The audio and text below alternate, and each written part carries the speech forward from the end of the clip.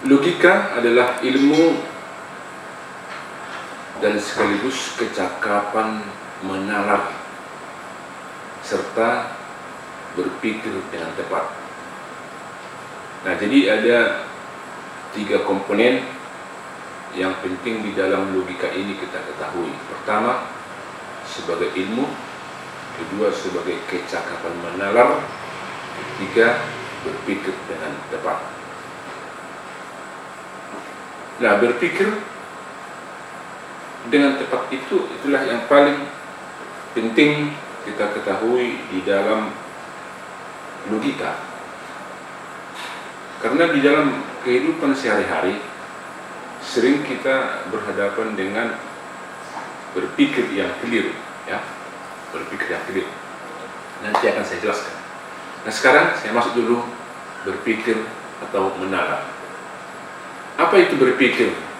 Ya, apa itu menalar?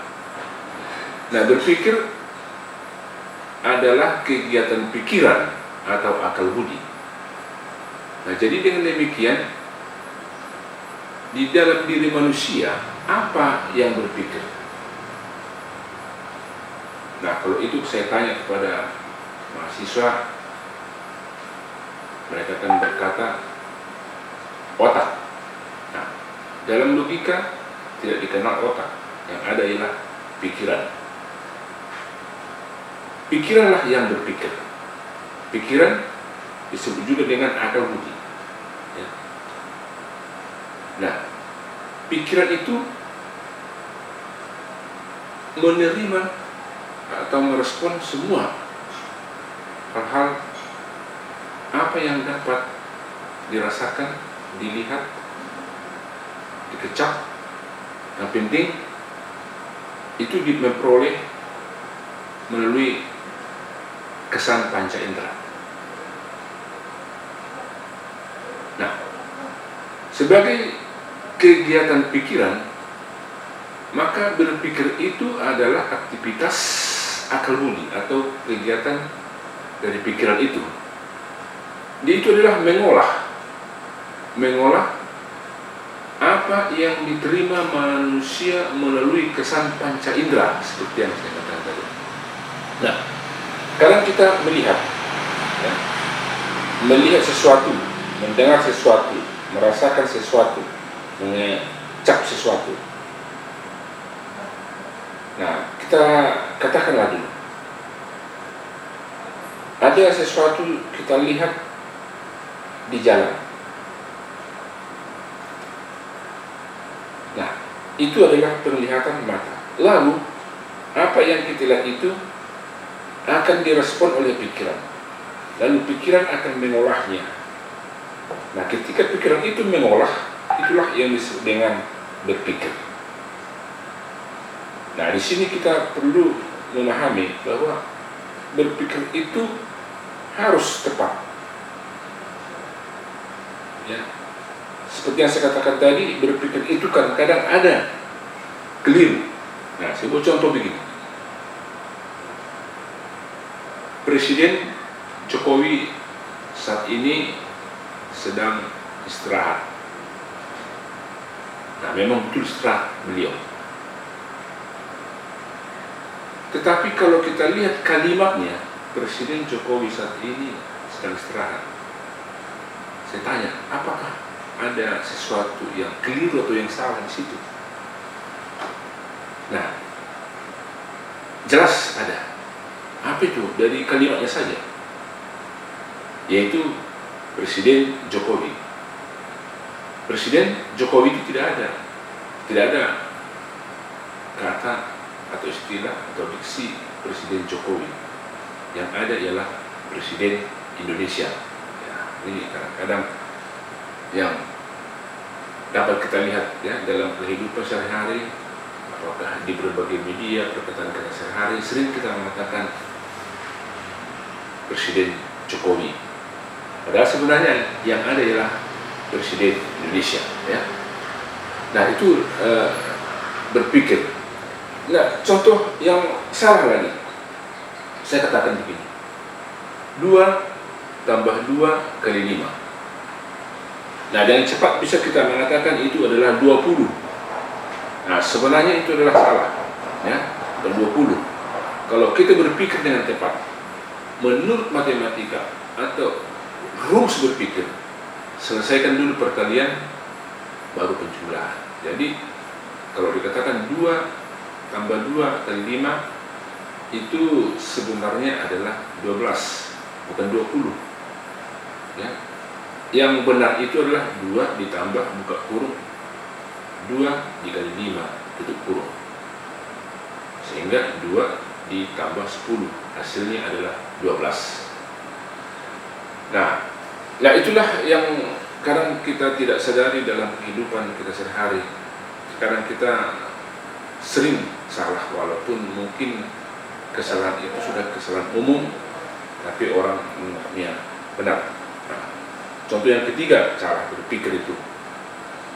Nah, mungkin di rumah ibu berkata, anak, ayo, atau di restoran, ayo masak nasi. Atau apakah kamu sudah masak nasi? Nah, padahal sebenarnya kita tidak pernah masak nasi. Yang kita masak itu adalah, beras. Beras kita masak berubah menjadi nasi. Tetapi selalu kita mengatakan masak nasi. Padahal kalau nasi itu dimasak, dia akan berubah menjadi bubur. Ya. Nah, ini contoh-contoh berpikir yang salah. Jadi berpikir yang benar itu adalah sesuai dengan rumus yang sudah digariskan dalam hukum berpikir. Ya. Nah, dalam hukum berpikir itu misalnya saya juga katakan tadi, di dalam matematika itu selesaikan dulu perkalian atau pembagian, lalu selesaikan lagi dengan pengurangan atau penjumlahan. Itu dia. Nah, seperti saya katakan tadi, yang punya presiden bukan Jokowi, yang punya presiden itu adalah Indonesia, negara yang punya presiden, ya. Provinsi yang punya gubernur, kabupaten yang punya bupati, ya. Bukan orangnya. Nah, terkadang juga kita sering membuat satu kekeliruan, ya. Nah, di sini perlu kita bedakan antara mahasiswa dengan putri, ya. Dunia belajar itu, katakan itu adalah satu kelas. Di satu kelas ada laki-laki, ada perempuan. Jam yang sama masuk, mata kuliah yang sama. Nah, kepada perempuan kita sebut mahasiswi, kepada laki-laki kita sebut mahasiswa. Nah, sebenarnya tidak ada mahasiswi. Kata tidak memiliki kelamin, ya. Itu adalah mahasiswa. Mahasiswa laki-laki, mahasiswa perempuan. Jadi saya selalu mengatakan itu mahasiswa. Tidak pernah saya katakan kepada perempuan yang mahasiswa saya mahasiswi, tidak pernah. Beda dengan olahraga, misalnya kita katakan lari atau tinju, ya. Lari untuk putri, lari untuk putra. Nah, itu beda, dibedakan karena tidak sama. Pada saat itu katakanlah maraton atau sprint. Maraton tidak disamakan, tidak digabung laki-laki dengan perempuan. Ya, kalau digabung, ya kapan juaranya perempuan? Ya, harus dipisah. Khusus untuk perempuan, nah kita katakan putri. Khusus untuk laki-laki, kita katakan putra. Nah, dalam bulu tangkis ada bulu tangkis untuk putra, untuk putri, dan ada campuran. Nah, itu kita bedakan. Nah, kenapa beda? Karena memang kegiatannya juga beda, ruangnya juga sudah beda. Tapi kalau di kelas, misalnya kelas siswa-siswi nggak ada, ya, mahasiswa dan mahasiswi juga tidak ada. Nah, itu. Kemudian juga sering kita katakan kepada pendekatan kita disuruh berkata sambutan. Nah, kita katakan begini, kebetulan di desa lah, ya, yang menjabat sebagai kepala desa itu adalah seorang perempuan, maka kita berkata yang kami hormati ibu kepala desa. Kalau dia laki-laki, yang kami hormati bapak kepala desa. Nah, sebenarnya tidak ada kelamin kepala desa. Ya. Sebaiknya kita mengatakan yang kami hormati Bapak Suparman sebagai kepala desa. Nah, Bapak Suparman. Atau mungkin di desa yang lain yang kami hormati Ibu Sutina sebagai kepala desa. Nah, itu jelas dia. Jadi jangan kita memberi kelamin kepada kakak itu. Misalnya Ibu kepala desa, Bapak kepala desa, tidak ada semua. Nah, saya katakan tadi berpikir itu merupakan suatu pekerjaan manusia atau akal budi yang khas, ya. Itu adalah pekerjaan akal budi yang khas. Nah, mengapa dikatakan khas? Ya, khas dia. Nah, karena itu adalah sesuatu yang memang betul-betul harus dilakukan secara tersendiri. Nah, berbeda dengan menghayal atau melamun. Ya, itu menghayal itu bukan berpikir, tapi di sana menghayal itu adalah sesuatu yang mengandalkan perasaan, ya, perasaan, bukan pikiran. Jadi kita katakanlah begini, ketika saya duduk termenung begini, lalu kata orang lain kata, wah, apa yang kamu pikirkan? Padahal sebenarnya bukan berpikir saya lagi menghayal, ya. Saya menghayal. Banyak yang kita hayalkan. Bisa saja saya sedang berselancar di kutub utara, dalam waktu 1 detik sudah berada di kutub selatan. Nah, itu menghayal sebenarnya. Jadi menghayal itu adalah kegiatan rasa, sehingga sebagai kegiatan rasa bisa saja itu enak, bisa nikmat, bisa pahit, ya, bisa membuat kita menangis, bisa membuat kita tertawa. Ya. Tapi kalau kita berpikir misalnya merenung, ya, kita menghadapi ujian misalnya, kita berpikir bisa saja, ya, atau ada satu kasus yang harus kita selesaikan, harus kita bahas mengapa demikian, ya, juga kita berpikir. Nah, kita akan misalnya seperti di kampung pernah ada saya dengar tiap malam hewan-hewan peliharaan itu mati, ya, matinya tidak ditelan tetapi malah kehabisan darah. Nah, orang berpikir apa penyebabnya, lalu pernah upaya dicari, lalu dibuatlah CCTV untuk mengetahui apa sebenarnya yang melakukan itu, ya. Jadi itu kegiatan berpikir, bukan kegiatan menghayal. Jadi menghayal itu tidak bisa diselesaikan untuk itu, ya.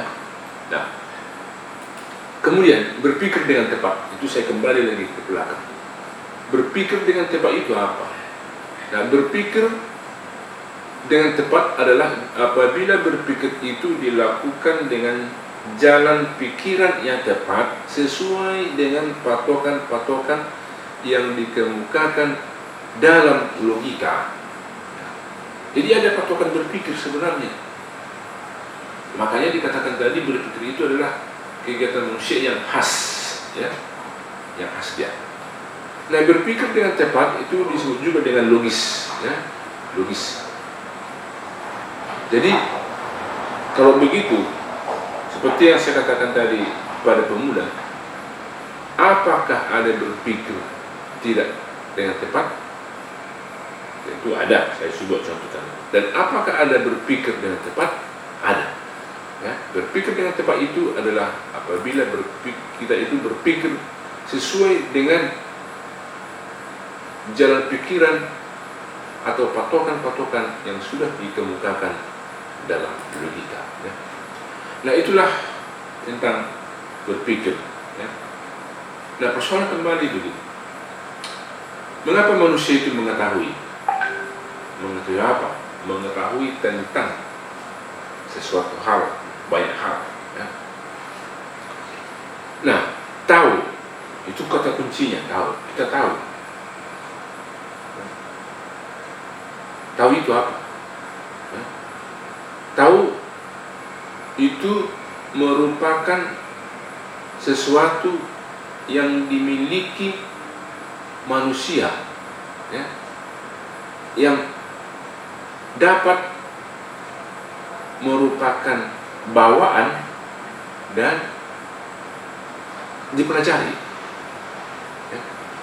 Jadi tahu bukan merupakan sesuatu yang dimiliki manusia sejak lahir, walaupun memang ada itu.